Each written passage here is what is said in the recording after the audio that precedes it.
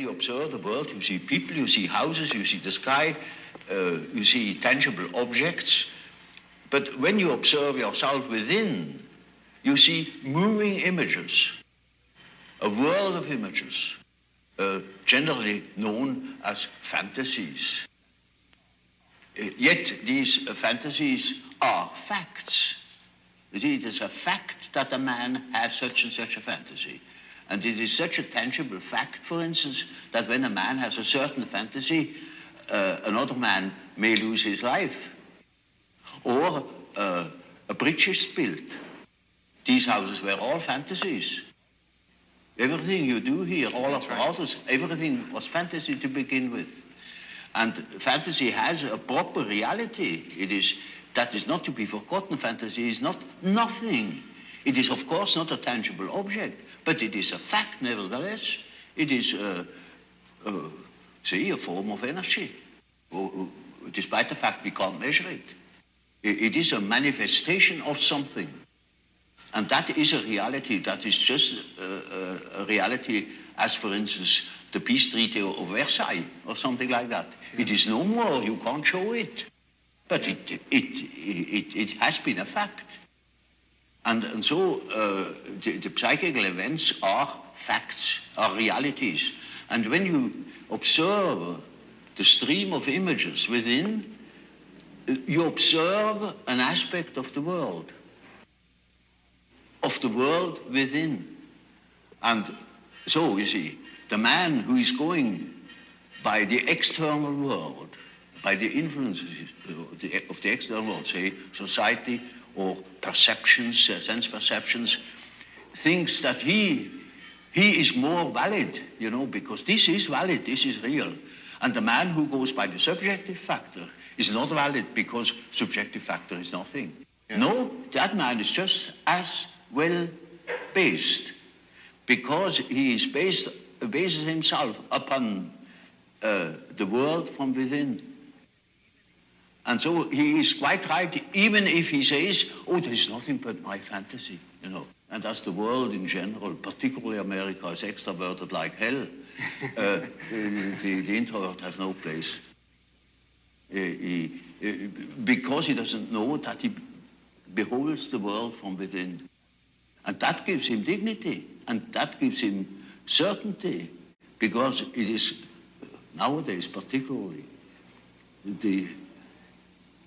the world hangs on a thin thread, and that is the psyche of man.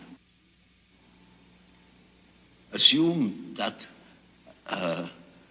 certain fellows in Moscow lose their nerve or their common sense for a bit, and the whole world is in fire and flames. You see?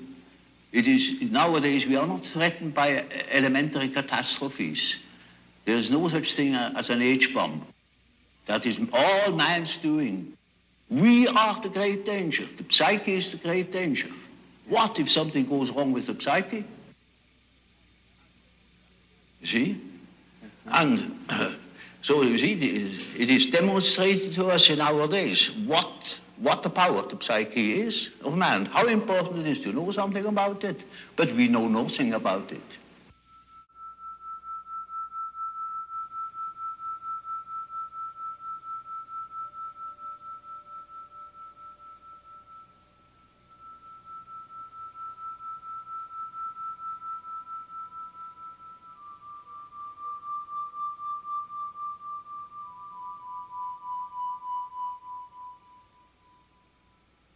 One of the tremendous things which Jung did was to always emphasize the aspect of man's totality. And our totality is not complete unless we take our human failings into it. It doesn't mean that I necessarily have always to live my human failings. I obviously may have to take responsibility for them. But they are not only part of me, but they are part of every human being. That is to say, it is part of man. Consciousness is one factor, and there is another factor, equally important, that is the unconscious, that can interfere with consciousness anytime it pleases. And of course, I say to myself now, this is very uncomfortable, because I think I am the only master in my house, but I must admit that there is another somebody in that house that can play tricks. If you are unconscious about certain things that ought to be conscious, then you are dissociated. And then you are a man whose left hand never knows what the right is doing and counteracts or interferes with the right hand. Now, such a man is hampered all over the place. Yes. Maybe you know that what the unconscious has to say is so disagreeable that one prefers not to listen. And in most cases, people would be probably less neurotic if they could admit the things. These things are always a bit difficult or disagreeable or inconvenient or something of the sort. So there is always a certain amount of repression. In each of us, there is a rejected part, the which can become the cornerstone, like it's written in the Bible. And we have to be aware of the stinking side, of the bad-smelling side, of the, as Jung says, about the urine, about the excrement, and all that in our life.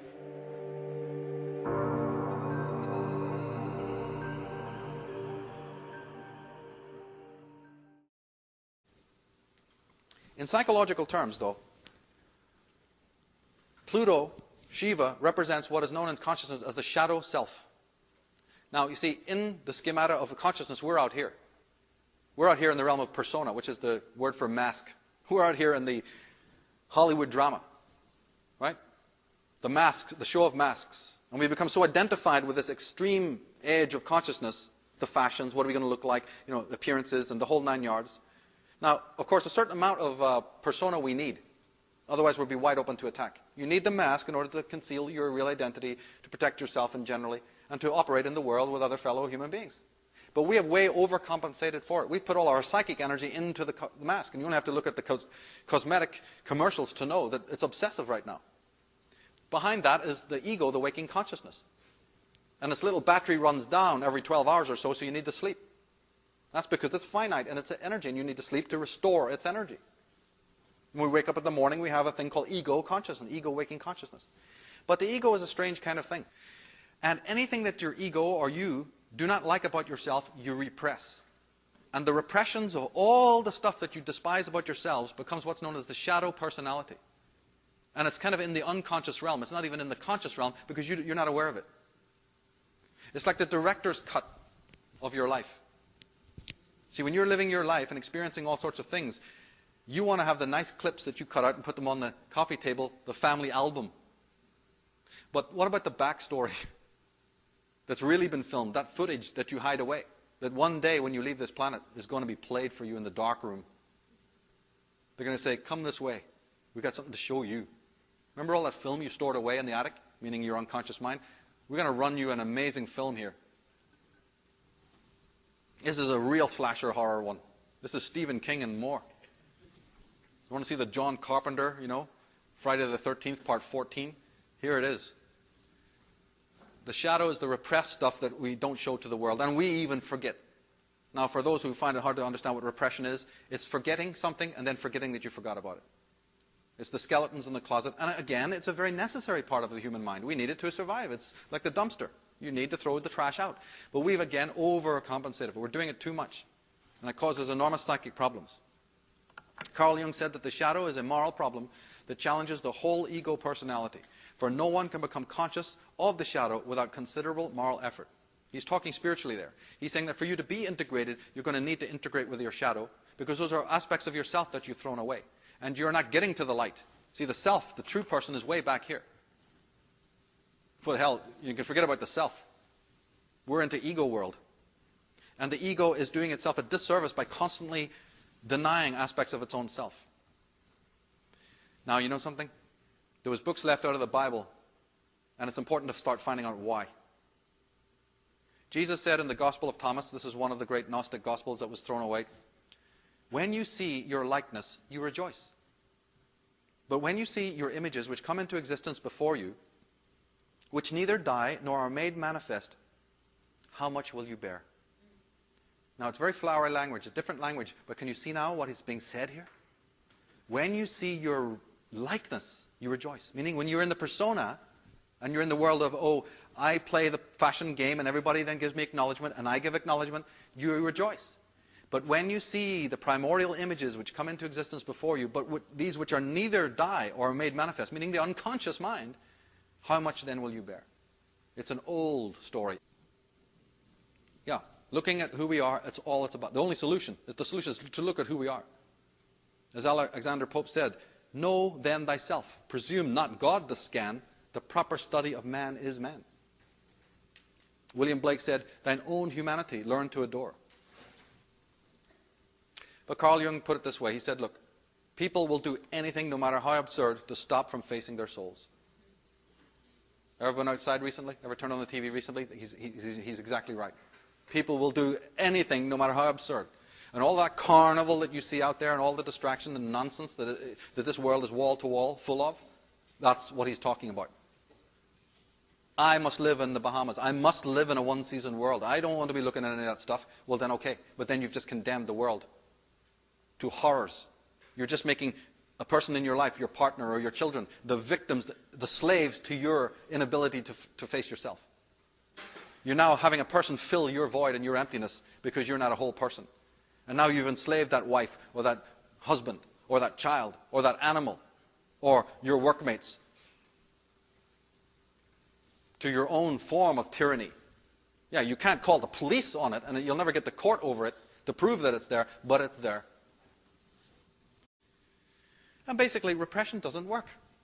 There's a thing known as the return of the repressed. You can only dump so much of it before the stench starts to, come back. And as Carl Jung said in a well-known statement, he said, when an inner situation is not made conscious, it appears outside of you as fate. Ha, ha, ha. Because there's a strange contract between the unconscious energy of our minds and the world, the energy that built the world. They conspire together. They're built out of the same stuff. So behind the back of the ego, the unconscious mind, the shadow, conspires with life, with material existence, to bring in front of you the very people, the very person, the very challenges, right? To help you integrate when you won't do it of your own free will. And we call that living. All the stuff that happens around us that we often describe as difficult challenges, that's what that is. We will refuse to do the homework, so then we're going to meet it in space and time. As the Greek said, your character is your fate.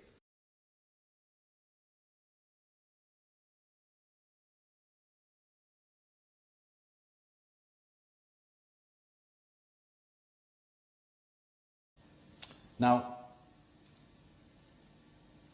as we said, the investigation, something interesting about the mind, is that when you try to do investigation of your own self, it's not easy.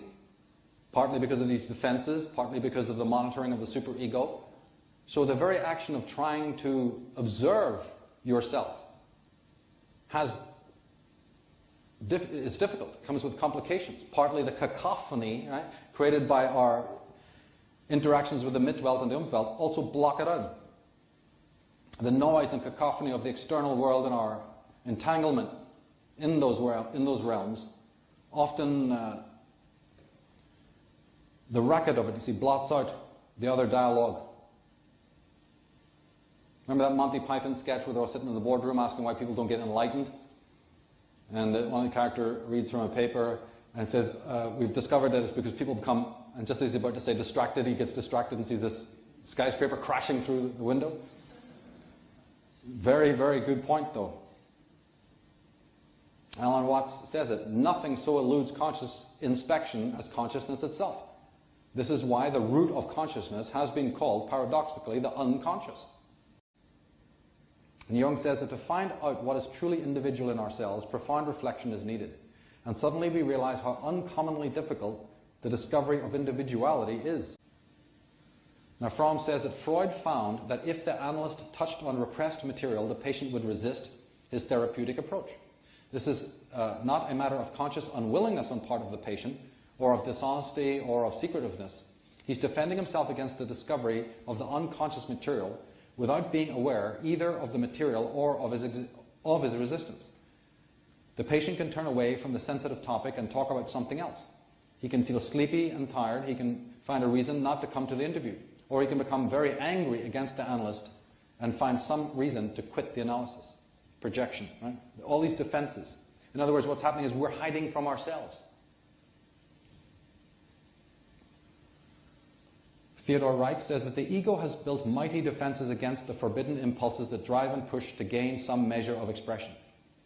They are pressed into oblivion, into the dark abyss of rejected and condemned emotions and thoughts.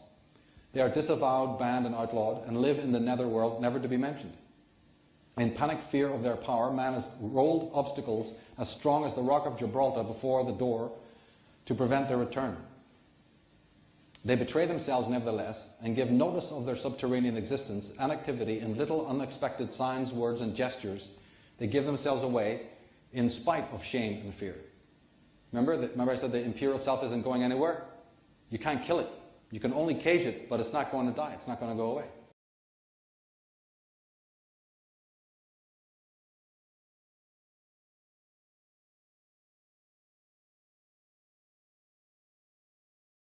Christopher Lasch says that 20th century peoples have erected so many psychological barriers against strong emotion and have invested those defenses with so much energy derived from forbidden impulse that they can no longer remember what it feels like to be inundated by desire.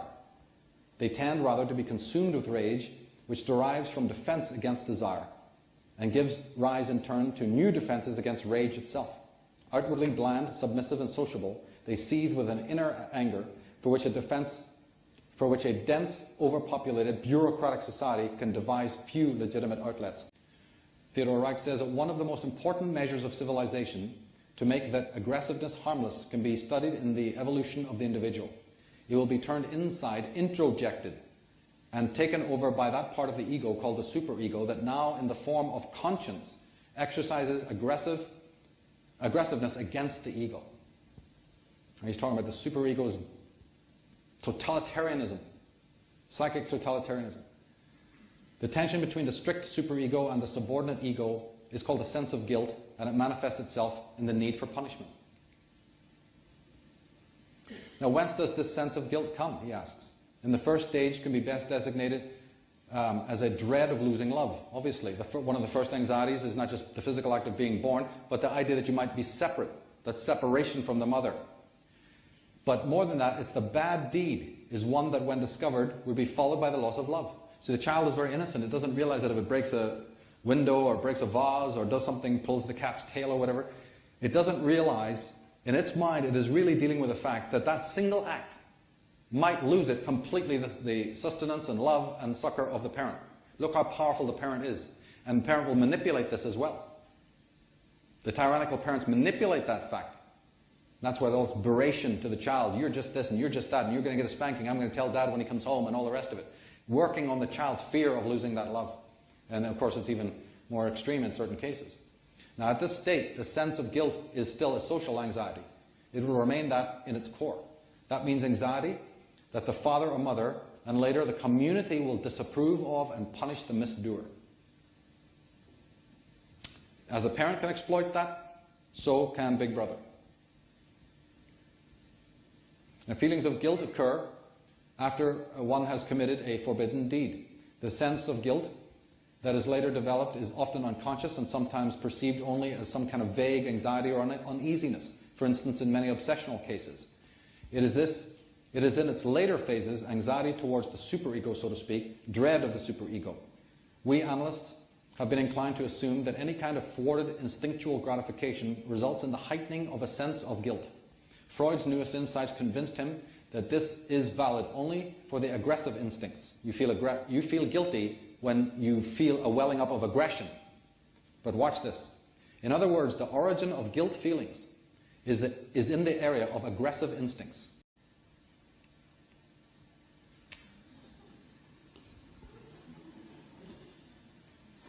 Unconscious elements were originally made unconscious because such thoughts and impulses were not tolerated by parents and teachers in earlier years, and continued recognition of them would be anxiety-provoking. In order to defend the ego against anxiety, resistances are built up against the recognition of these unconscious impulses, which Reich is saying the most important one is aggression, or anger, right? But if the child's aggression is legitimate, which it often is, at being controlled, at being manipulated, at being thrown hither and thither, having its mental, all this catch-22 and control play that goes on, the whole drama, right? That child's response that Reich is talking about but didn't mention could be a legitimate expression against being controlled. So the dynamic then is that when natural and perfectly legitimate anger and aggression rises up, as he said, it gets interjected. Now women interject more, men project. Hence bulimia and anorexia and many of the other syndromes that women suffer, even in fact bad eyesight. It's all related to the interjection of anger. But what he forgot to say is that if it's legitimate, then look at the mess that you're in. You're guilty over a natural expression. And this then becomes a syndrome that just keeps on spiraling out of control. You end up with a big Cheshire grin, as everything's all right. Or you try to ascribe, oh yeah, I was a bad kid, I can understand what they did. And you go through all of these justifications. So the instincts that arise in the child, he's in a terribly compromised situation. And this is working higher up the fractal as well. This is how Big Brother is also working. You have the guilt over natural instincts that should be allowed to be communicated. And then you interject that anger towards yourself. It's a terrible syndrome.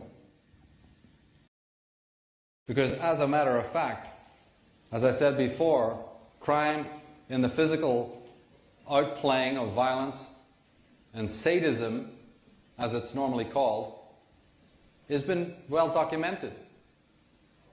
But the worst crimes are done to the self, and they're not documented. We're very, very young in understanding this whole concept of self-sadism, or masochism as it's often called.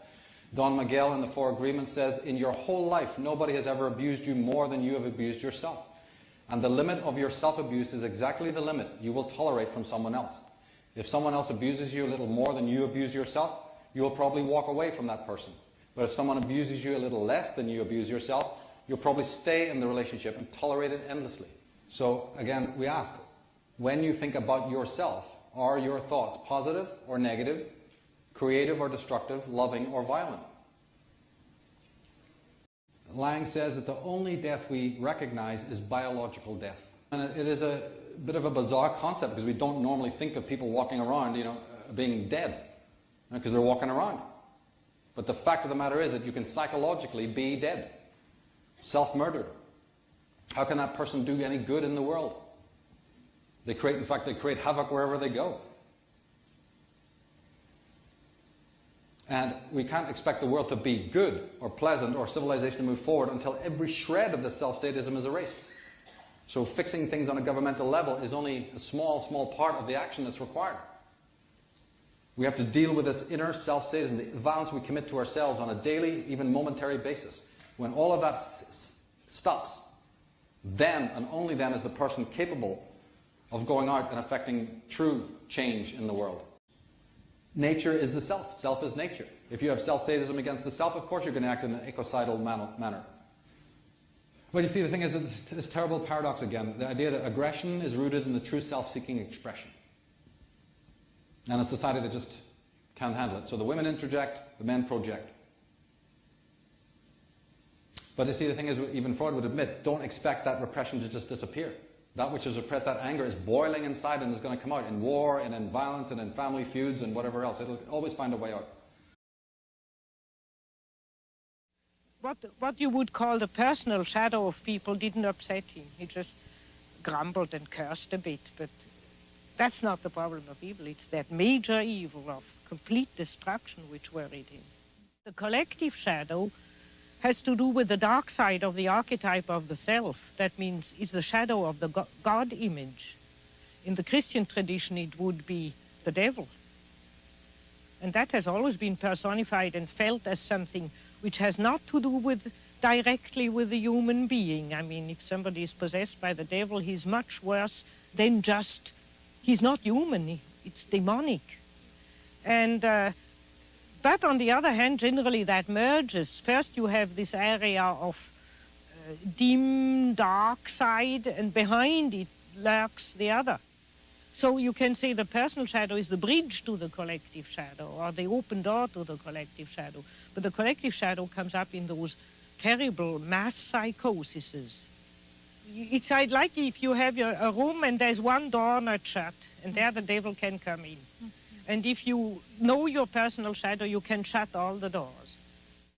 And his real approach to that was the inner work Yes. that he did. The only thing you can do, to confront yourself with it where you are. All the rest, all the benevolent, if benevolent preaching would help, then we would be out of the trouble long ago, because we get a lot of benevolent and reasonable preaching, but it doesn't help. So the only place where you can really put the hand on it and deal with it body to body, the problem of evil, is in yourself. And there you have the hope to change something, but the hope to change the world is a childish illusion.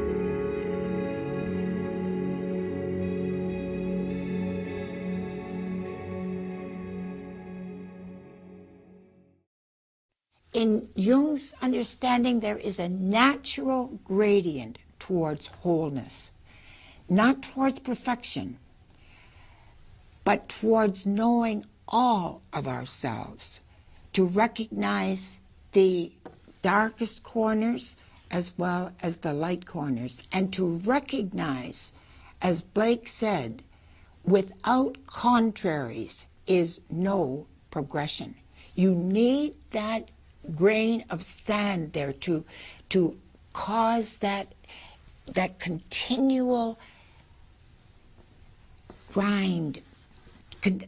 You need that world of contraries to bring out the very best of your strength, and that natural gradient will go through and try to pick that up.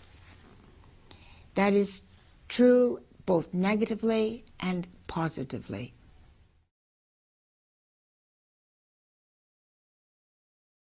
Perhaps it would be helpful at this time to look at a model of Jung's understanding of the psyche. Remember, this is only a general format. Every person is individual in their actual dreaming and in their actual process. But this is how he saw the general pattern. If we take this circle as the self that includes the known, the unknown, everything, and if we hold this line as the threshold of consciousness, by threshold I mean it's that space when you're waking up, when you just come over into this world, or you can fall back into sleep. Here is the unconscious, here is the so-called world of consciousness.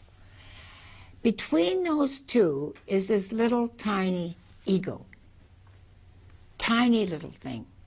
And yet all of our world, our reality, moves through that space. It's partly in the unconscious, partly in consciousness. In the unconscious, as Jung understood it, there are these floating islands in this vast sea. And these are known as the complexes. They are energy centers, and they have at their core what he calls archetypes. And those archetypes are immense energy, divine energy, that have the power to knock the ego right out.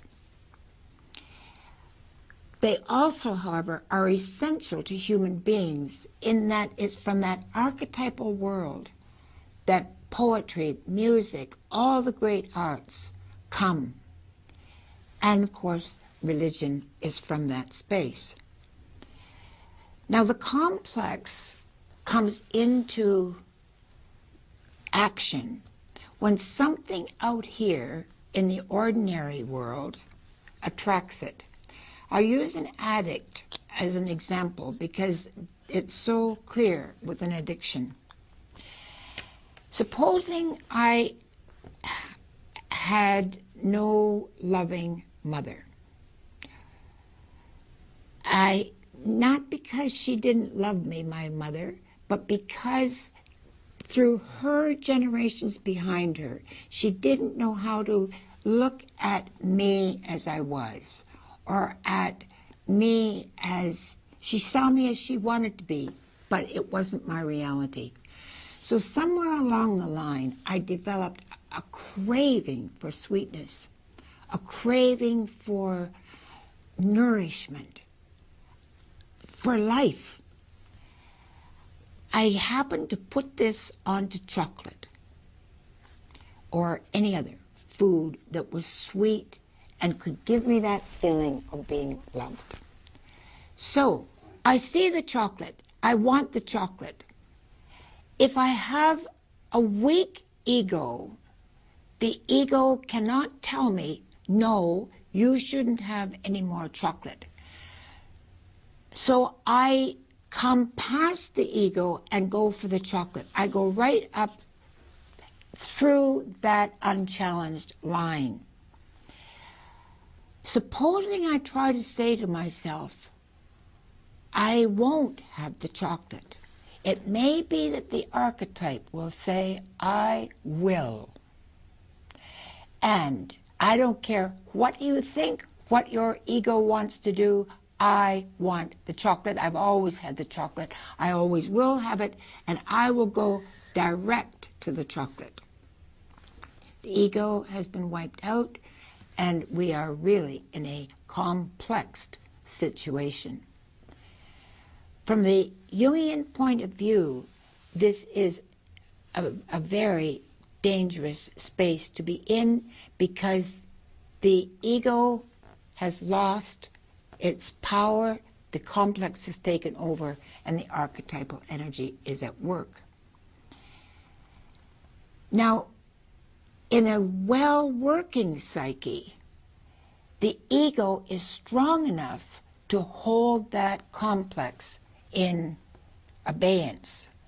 And yes, let it develop, let it mature, but not to allow the archetype to take over. The archetype will be more powerful than the ego later on. When, for example, you have an ego strong enough to write, well trained that it can play music, and the ego can be forgotten while the archetypal energy is moving through.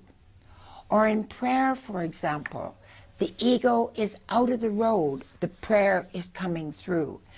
the archetypal energy is essential to life in the dimension that we as human beings relate to it.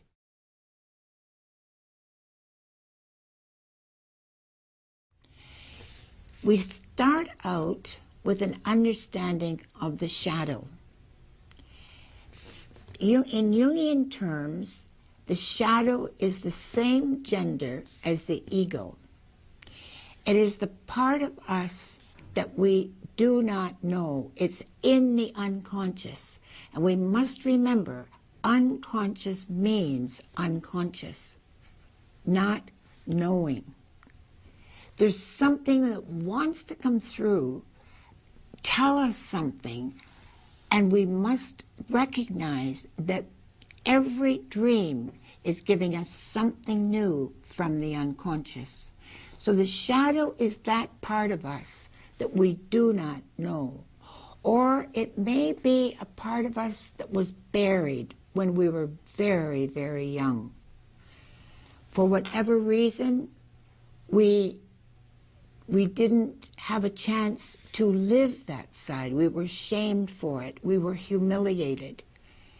We weren't in our own peer group. And so we stepped away from it and buried it and hoped we would never see it again. The other side of the shadow is the bright, creative, full of vibrant life shadow. The creature that is hidden within us, who has never dared to come out. Or, as a child, when it dared to come out, we were told, we don't do those kind of things here. And we knew that we had done something wrong. But if that shadow does emerge, that creative shadow, everything may become, yes, I said, yes, I will, yes.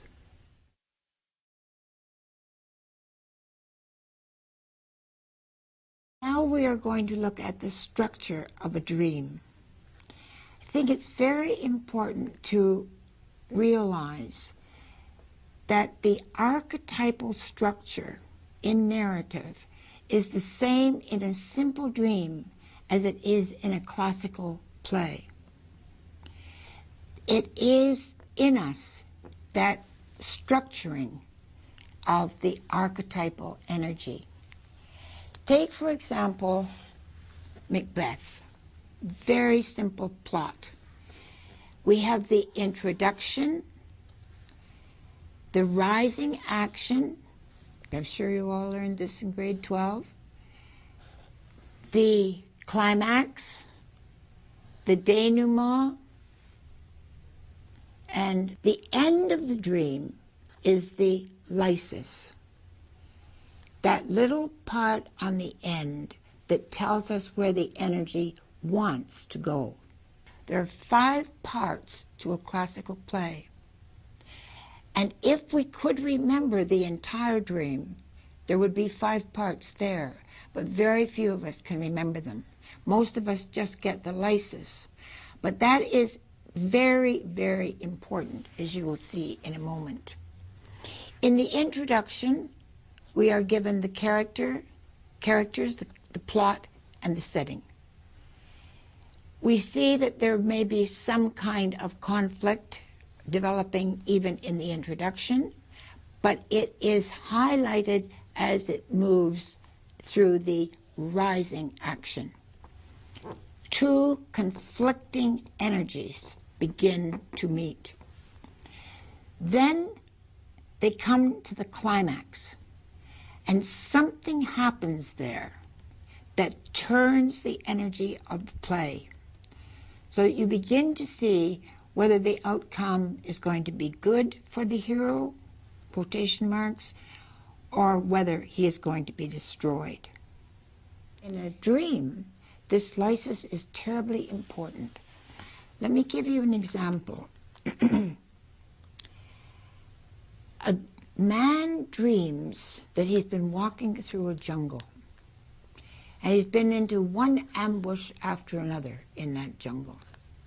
And he goes through the jungle cutting off one big leaf, steps through. He has no idea where he's going, but he just keeps cutting off one leaf.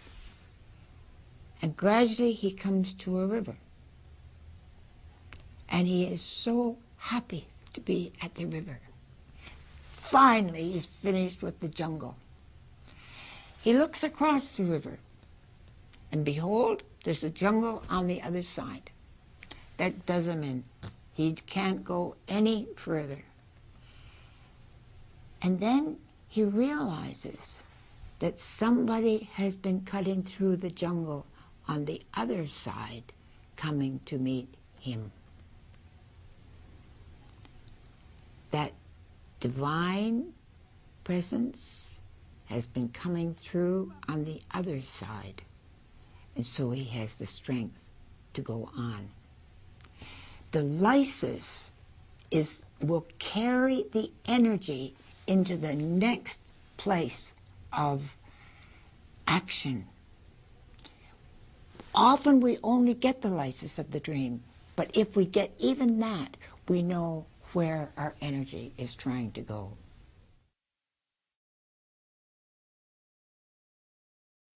We are left breathless if we follow our dreams and really understand symbol.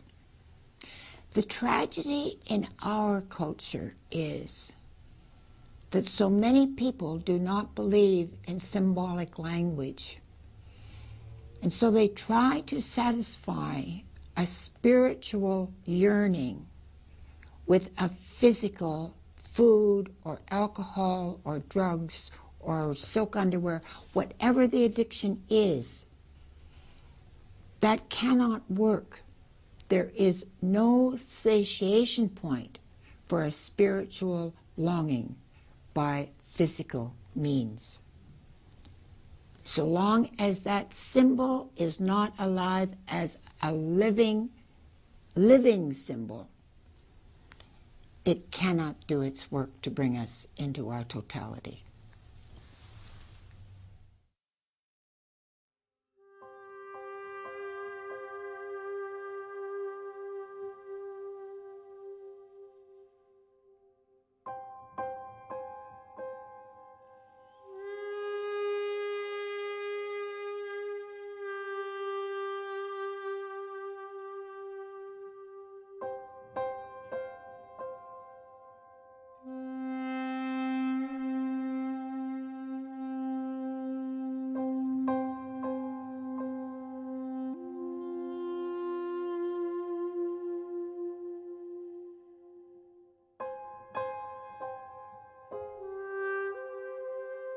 We are born into a pattern. We are a pattern. We are a structure that is pre-established. Nature will take her course. She will become that which she is from the beginning.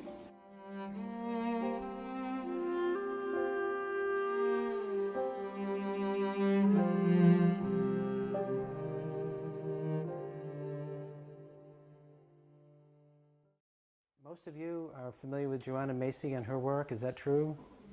Yeah. And so you know her phrase, the great turning that we're in the midst of now in the world. The great turning from an industrial growth society that is undermining the foundations of life on the planet.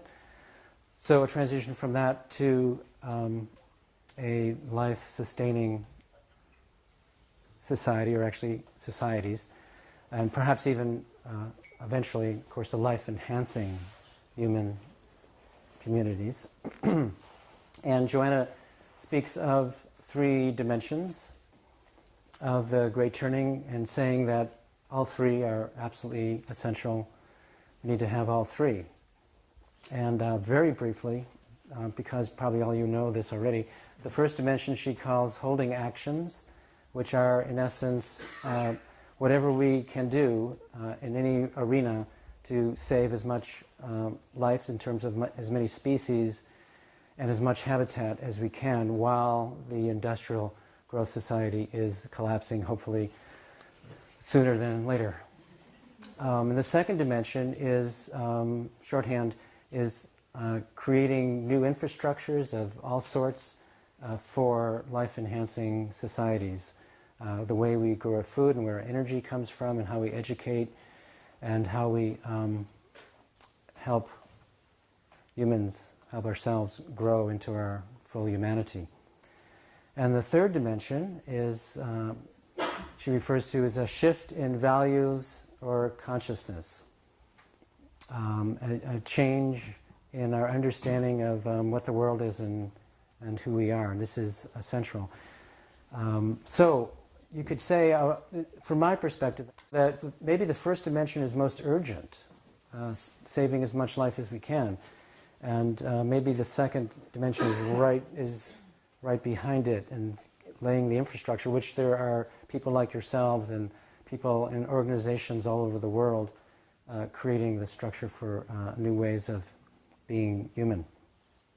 And but for me, the third dimension is maybe not most urgent, but ultimately it's most foundational. That if it's the case, as I believe, that the reason we're in this very challenging time in the world, if that's because the contemporary mainstream cultures have largely forgotten what it is to be human and how to raise healthy children and how to become true adults and how to grow real elders.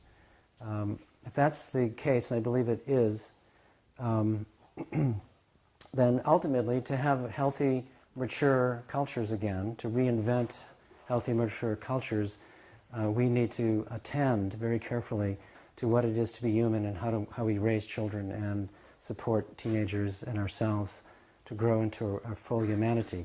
So that is the big experiment in our little way that we've been engaged in for 30 years now at our institute that's based in Colorado, which is called Animas Valley Institute, because we're in southwest Colorado in the valley of the Animas River, which is Spanish for souls. So in some ways, what Janine is addressed tonight and does address in her work is a shift in consciousness that changes our understanding of what the world is, and in particular that it's an animate world, that everything is alive, and if we can again experience the world that way, the world itself changes because of that, and we change as well. Now, my own work is, in addition to that perspective, my angle has been more on shifting our consciousness of who we are, what it is to be human. In a sense, remembering again what it is to be human and to grow fully human.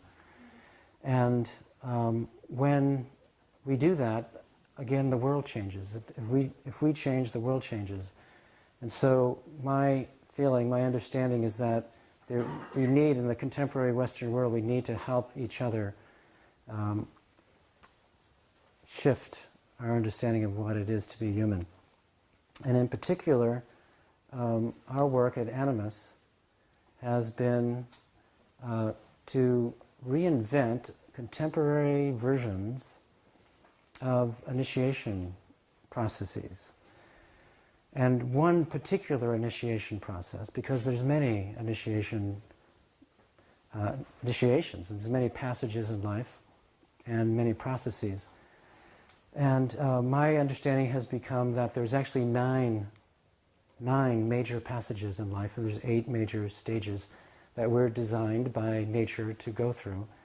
And our contemporary mainstream Western cultures really only help us, and poorly at that, get through 3 stages. And then there's too many, there's too large of a percentage of contemporary people who get stalled in stage 3, which is early adolescence. So early adolescence is not to be confused with our early teen years. Our early adolescence is a psychological stage that starts in our teen years and is meant to end about the middle of our teen years. And it tends not to end. The next major life transition is death. which means the last major passage before that was puberty. And adulthood, what we call adulthood, has become a slightly accessorized, polished form of early adolescence. And our mainstream contemporary cultures fully support that. And you might even say have been very deliberately designed to keep people from growing past early adolescence, because there'd be no one interested in a consumer society that is eating up the world if people matured beyond that. So there's an initiation process. Birth is an initiation process for the mother and the child and the family and the community. And the next major passage in life is usually around between age 3 and 4, when we become conscious of ourselves as individual humans. Our conscious self-awareness develops then. That's an initiation process. And then puberty is an initiation process into early adolescence, where life becomes about peer group, society, and sex. And the task in early adolescence is to develop a personal, social presence in the world that is both socially acceptable to our peer group and authentic. And the authentic, it turns out to be the hard part in a conformist society. Think about that. So, I mean, it's relatively easy to develop a socially acceptable personality if you don't care about being real, if you don't mind being a fraud. And it's easy to be authentic if you don't care about not having any friends. So if you're interested in both, it's challenging in a healthy culture, and in ours it's really, really very difficult. So we tend to get stalled there. Plus, because of developmental difficulties in the first two stages, which are childhood, we have a hard time, so many people have a hard time with early adolescence. Okay, so our work is actually primarily for people who have had a healthy enough early adolescence that they've made it through the next passage into late adolescence, which is a rare achievement in the contemporary Western world. And that passage I call confirmation. And what's being confirmed is you've got a personality that is authentic enough and socially acceptable enough. And you have created a house of belonging, and a social house of belonging in your world that works. And you could spend the rest of your life living out of that house. Congratulations, now it's time to leave. Forever. Close the door, you can burn the house down when you leave. You won't need it anymore. It turns out that first house of belonging was just an exercise to show yourself that you can create a presence in the world that works. Good work. Now you're going on to the initiation process of discovering who you actually are on a deeper level, on a soul level, and discover by that what you were born to do and to be. And by the way, what you were born to do and to be in this life has everything to do with the gift that was born with you or as you, that your people need and the world needs. And your community cannot be healthy without you, and without your knowing what this gift is and embodying it in the way you live your life. And by the way, our culture cannot be healthy unless you take your place in it. And the world cannot be healthy without healthy cultures. So you're going to this initiation process, and it's not going to be a weekend workshop. It's going to be several months at the shortest, and maybe several years, and there's no guarantee you'll survive. Are you ready? So, okay, but back to the work and what we're doing at Animus Valley Institute, this experiment of short experiment so far of 30 years of creating initiation processes that are after confirmation, confirming again that we have an authentic, acceptable personality, and also confirm that it's time to ask the big existential questions about life, namely, who am I really? What is the mystical gift I was born with or as? Why is there death? What is true community? What is poetry about? What is the difference between romance and sex? And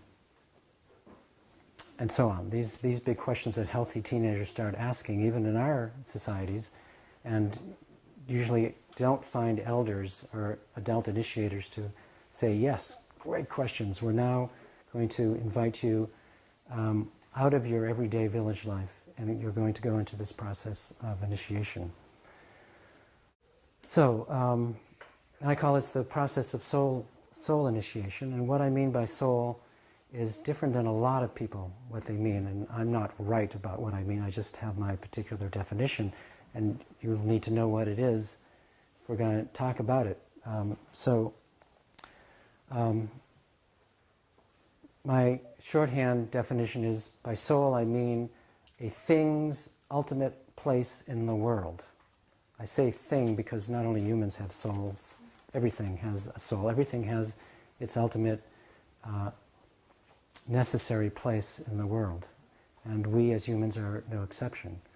So for me, soul is to talk about a kind of place or a niche in the world. And for me, soul is not a substance. It's not even a metaphysical substance. It's the place we were born to take. And the place is not primarily a cultural place. That's where it kind of gets difficult, given what we've learned in our Western societies. The place that we were born to take is not a particular vocation or social role. It's something that in the Western world we consider mystical. It's not really mystical. I think in healthy society it would just be, yeah, well, of course. So it's something that you could say it's mythical. Our soul place is of dream, symbol, metaphor, myth, archetype, those kinds of things. And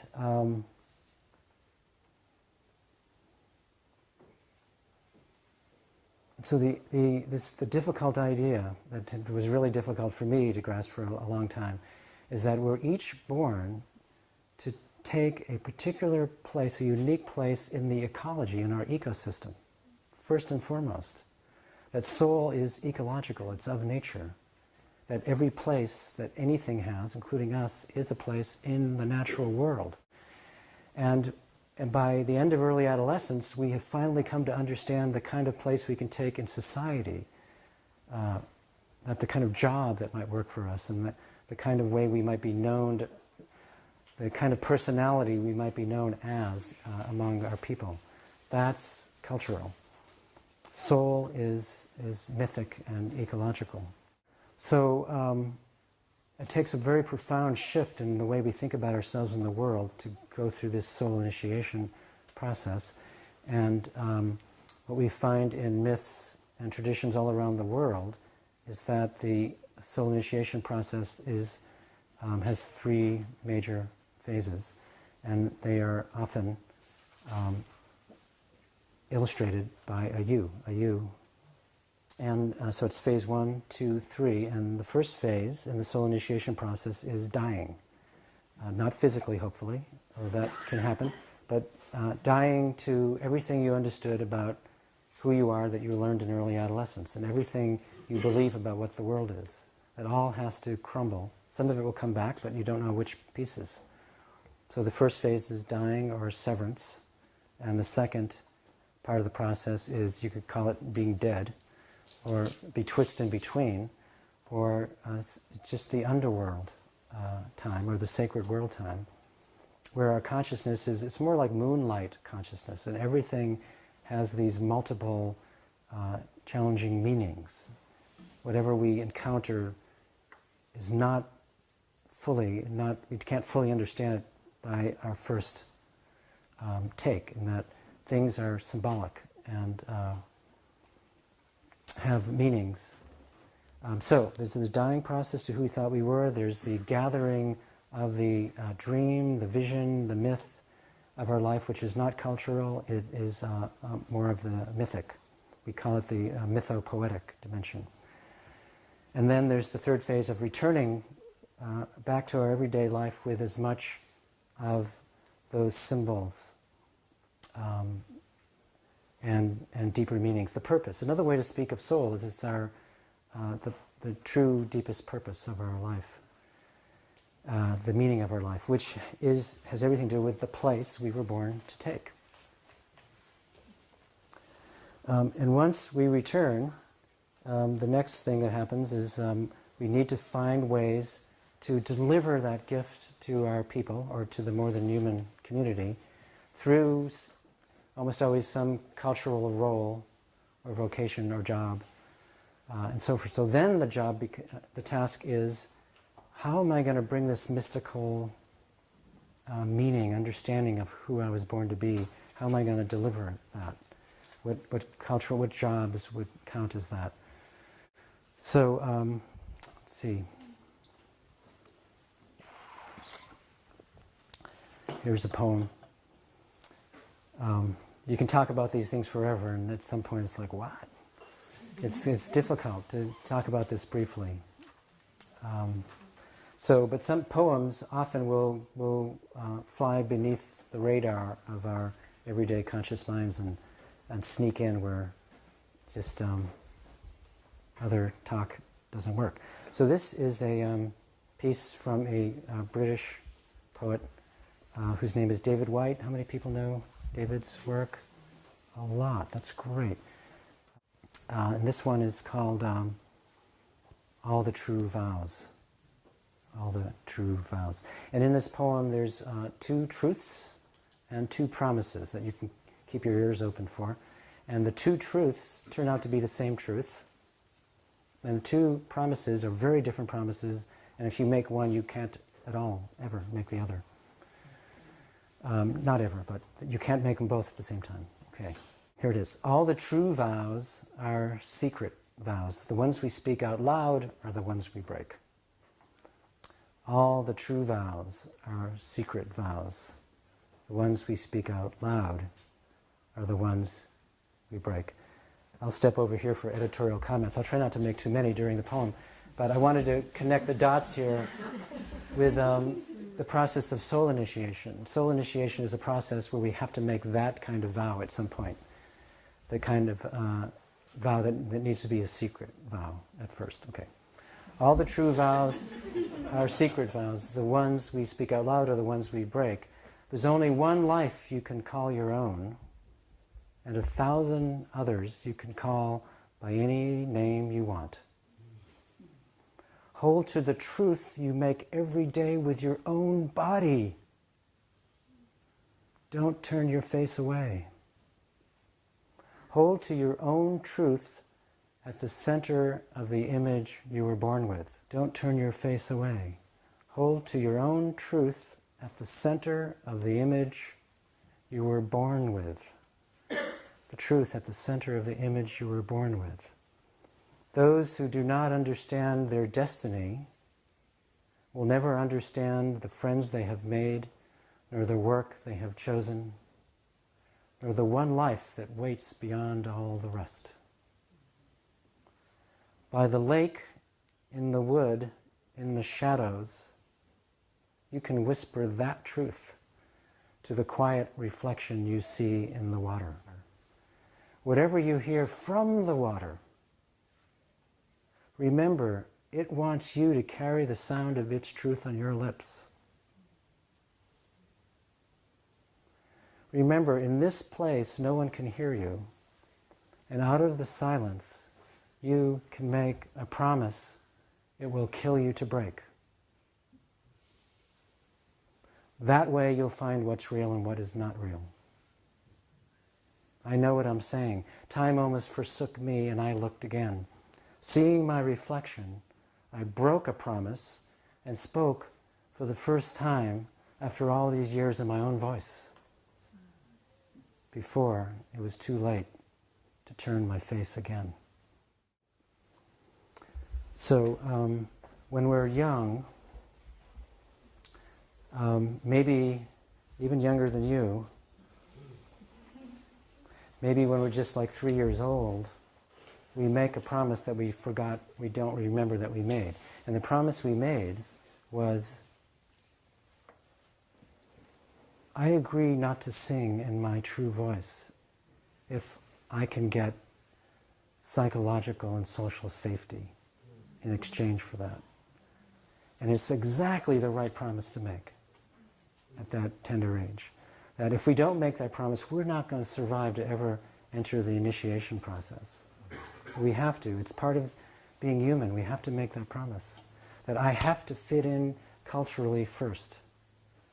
And I have to fit in my family.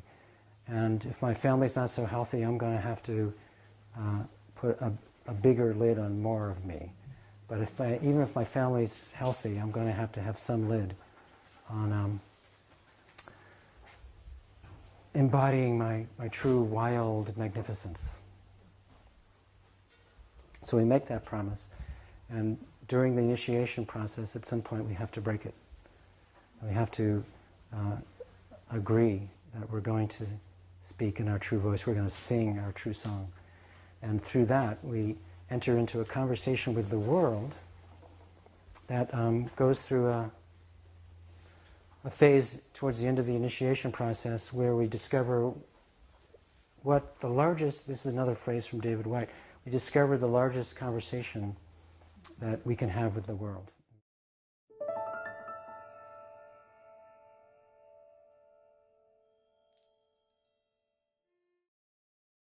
Jung puts the burden squarely on each person, and this psychology of individuation, of making what you are, and what you've inherited of the universe, of making that specific, of making what you've got of the collective in you, making that individual, and carrying it as an individual, and not only standing still in it, but allowing an act of becoming in the midst of your being,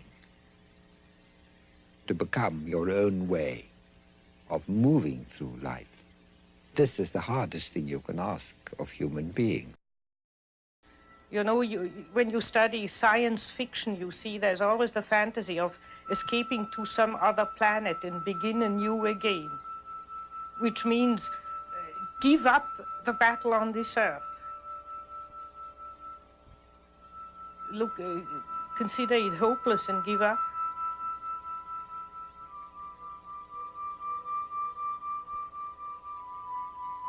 I think one shouldn't give up.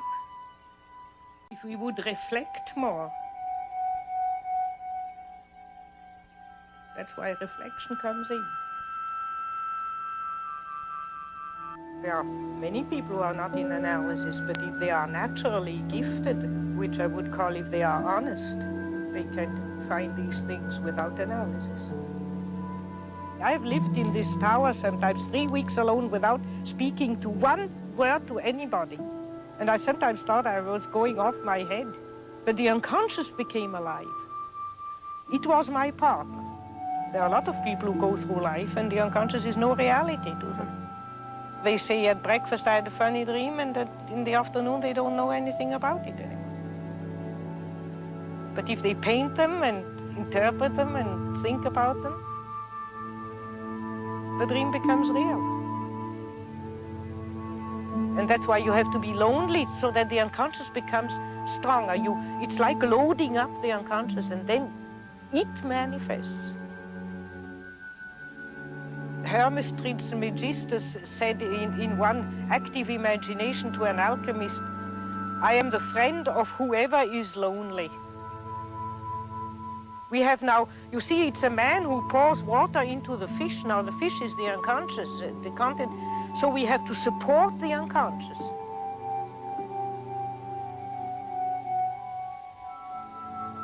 It's not enough to just have it. We have to actively turn towards it and support it so that it then helps us.